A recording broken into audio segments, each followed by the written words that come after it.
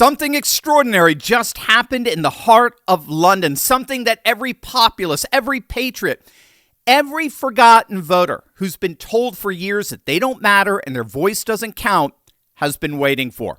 It just happened right now, as of this morning.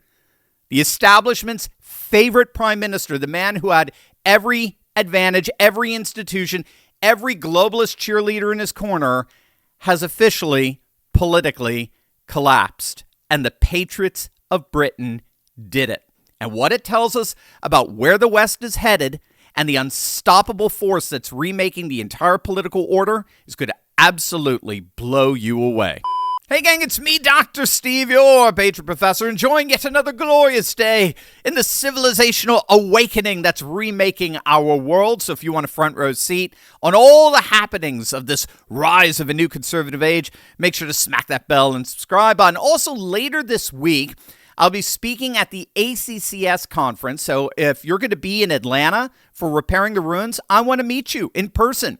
Use code PARTNER20 to register for the conference, and you get into my private after-hours meetup completely free. VIP upgrades optional if you want the full experience. Scan the code on the screen right now to register for my private after-hours meetup. Let's do this in Atlanta. I'll see you there.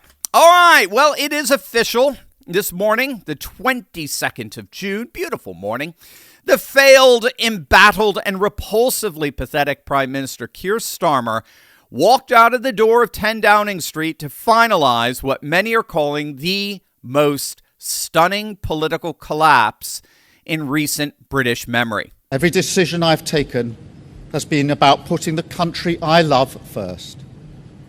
That is why I will resign as leader of the Labour Party.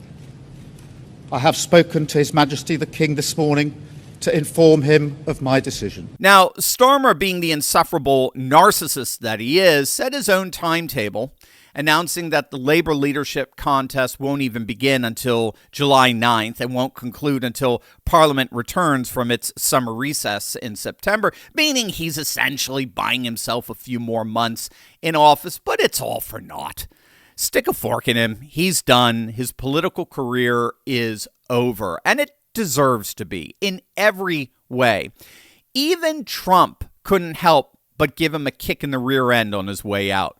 Trump announced on Truth Social that Starmer was resigning before even Starmer announced it or even confirmed it. Piers Morgan called it the, quote, final humiliation. Simply put, as the British political scientist and analyst Matthew Goodwin has noted, Starmer never quite understood the nation he was put in charge of leading. He was as culturally alien from the wider British cultural milieu as any literal foreigner. So as many of you know, he was nicknamed Two-Tier Keir in what amounted to a repeated pattern of double standards that plagued his politics, and which is an absolute affront to the British people's deep-seated sense of fair play. The most visible symptom was a scandal nicknamed Freebiegate, where Starmer had accepted over £100,000 worth of gifts from Labour donors. Now, this included £32,000 in clothing, I kid you not, Taylor Swift concert tickets, and stays in an £18 million penthouse, and much more. All the while, Starmer was simultaneously preaching austerity to ordinary Britons struggling through a cost of living crisis. Now, keep in mind, this is the same Keir Starmer who lambasted Boris Johnson's Partygate scandal, where Johnson held, well, to his shame, of course, multiple illegal social gatherings at 10 Downing Street and other government buildings during the COVID lockdowns. It was a scandal that ultimately cost him his career. It forced him to resign as prime minister, but only to have the guy wagging his finger at him, guilty of basically doing the same thing in terms of, rules for thee, not for me. But as it turns out, this was just the tip of the iceberg of a pattern of systemic double standards across Starmer's early months in power.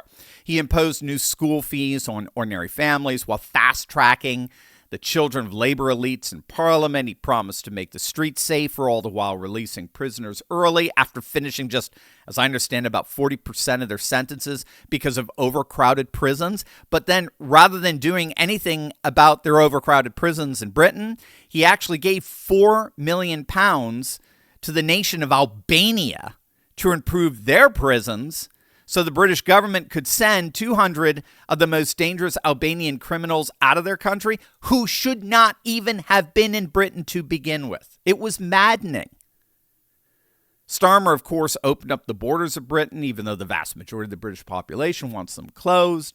And he did so by imposing mass, low-skill migration on British communities, overwhelming schools, overwhelming public services, while deliberately withholding data on its economic and social costs and labeling anyone who would even think of raising questions as far-right, extremist, xenophobic, and the like. And the British people basically revolted in mass. His polls collapsed. I mean collapsed. Leadership ratings had plummeted 40 points, the low 20s, high teens at best.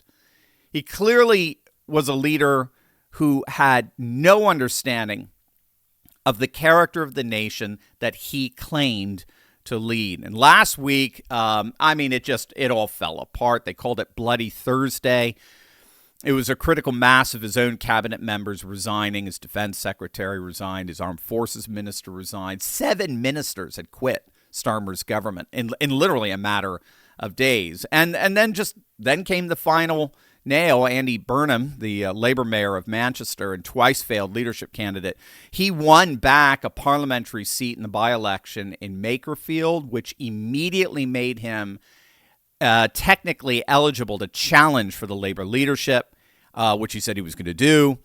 Within hours, Burnham's supporters were claiming that more than 200 Labour MPs, members of Parliament, were ready to back a leadership challenge if Starmer refused to go voluntarily. By yesterday morning, Sunday morning, Labour figures they were openly discussing succession on camera. And so, of course, by this morning, Monday, it was over. Starmer made his political collapse official. So what's next for the UK?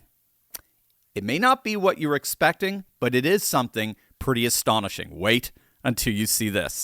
While Trump unleashes a political reckoning, there is another crisis poisoning every American in some way, shape, or form, even in the comfort of our own homes. I'm talking about the microplastic epidemic. Now, you may have heard about this, but this is pretty shocking stuff. Check this out. White ones, we've got clear ones.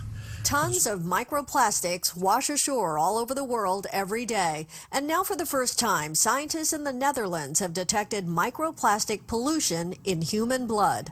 All the microplastics and nanoplastics we are exposed to, we inhale and we ingest, that actually, there's so much plastic that it can even enter our bloodstream. The Dutch study on blood samples from healthy adults detected tiny plastic particles in 80% of people. That's right. There's a microplastic crisis poisoning every American in some way, shape, or form. They're in our food, our water, our meats, our proteins. In fact, according to a recent study, we now ingest 6 times more microplastics than in 1990.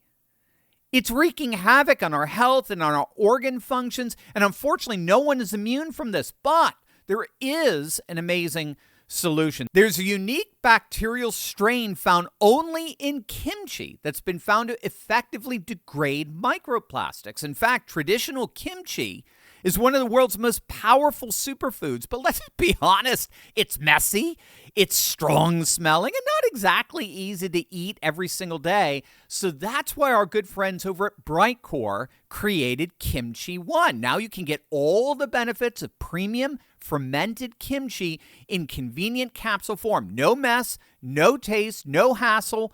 I've been taking Kimchi One every single day for months now, and gang, I love it. Each capsule delivers over 900 probiotic strains, live enzymes, and antioxidants that help restore balance in your gut. People are seeing improvements in digestion, bloating, regularity, energy, metabolism. Studies show that kimchi even reduces the risk of obesity. Kimchi One is all natural, non-GMO, and 100% made right here in the USA. It's completely dairy-free, gluten-free, soy-free, so just anyone can take it. I personally love it, and I love knowing that I'm supporting my gut and overall health in one simple step. So if you've been looking for a way to boost your immune system and remove microplastic toxins from your body, this is it. You can get 25% off your order by going to the link below, or for an even better deal, give them a call. My friends at Brightcore would love to chat with you, and they're going to give you 50% off plus free shipping. Call them at 888-597-0233. The first 100 callers to order are going to get a free bottle of vitamin D3. Again, you only get that 50% off and free shipping when you give them a call. So once again, that number is 888-597-0233. Britain is going through a massive and undeniable political realignment that's absolutely overturning their modern political order. What we're watching in Britain right now is far bigger than just the political career of one man, obviously. What we're watching is the total, comprehensive, humiliating failure of an entire political project, the globalist, technocratic, managerial left, playing out in real time before the entire world. If you could believe it, Britain is now on its 7th prime minister in a single decade. 7. In just 10 years, Britain has burned through David Cameron, Theresa May, Boris Johnson, Liz Truss. Truss lasted just 49 days. She's the shortest serving prime minister in British history. Rishi Sunak, Keir Starmer, and now soon their 7th, averaging one new prime minister every 18 months to 2 years. The Guardian, of all places, it's generally far left trash, but even they ran a headline recently asking, quote, "The ungovernable country, why Britain keeps losing prime ministers." Britain's own left-wing legacy media is openly wondering whether the system itself has become incapable of producing stable governance. Now, of course, the answer that eludes the British media is that the reason British politics looks so broken is not because the office of the prime minister is broken or parliament is broken or anything like that. The reason it looks broken is because the political class itself is broken. David Cameron broke it by ignoring the will of millions of working-class voters for decades until they finally revolted in the Brexit referendum. Boris Johnson broke it by winning on a wave of populist energy back in December 2019, one of the biggest landslide wins for Tories in a century, only to go on and govern like a globalist establishment Tory who had no idea what to do with the mandate it had been given by working-class voters. Liz Truss broke it by thinking you could implement a radical economic agenda without any preparation or political groundwork. And Keir Starmer broke it by winning an enormous parliamentary majority, but primarily because of a massive backlash against the Tories, right? The no seats project, 0 seats project. He won it by virtue of a massive backlash against the Tories, but then he turned around and governed as if the people had overwhelmingly, positively voted for him and his agenda, which they did not. He was a protest vote, nothing more, and he acted like he had a genuine popular mandate that he simply didn't have, piling tax after tax on the ordinary working people, presiding over a chaotic immigration situation, defunding the military, and then acting baffled when the people turned against him. So with the collapse of the British ruling class, none other than Nigel Farage's Reform UK is absolutely surging after the historic local elections back in May, where Reform picked up over 1,450 council seats in traditional Labour and Conservative heartlands alike. The latest polling has Reform UK consistently leading the national vote, ahead of Labour, ahead of the Conservatives, in poll after poll after poll, ready to finally bring this political realignment into Westminster. There is a massive, overlooked, forgotten block of working class, culturally conservative, patriotic voters who've abandoned Labour and have abandoned the Tories and are now fully aligned with reform, which promises to completely overturn the British political establishment in the next general election. The very same things we've been seeing all over the European continent. Until then, whoever replaces Starmer, most likely Andy Burnham, he's just going to give the British public more of the same nonsense. And as such, he's going to take the same terminal political trajectory that Starmer was on from practically the moment he takes power. Until then, the civilizationalist moment in Britain will only thrive. It has indeed arrived. The political class is in the way of that civilizational revolt, and therefore it is only a matter of time before the populist tsunami that's building up sweeps them from the halls of power for good.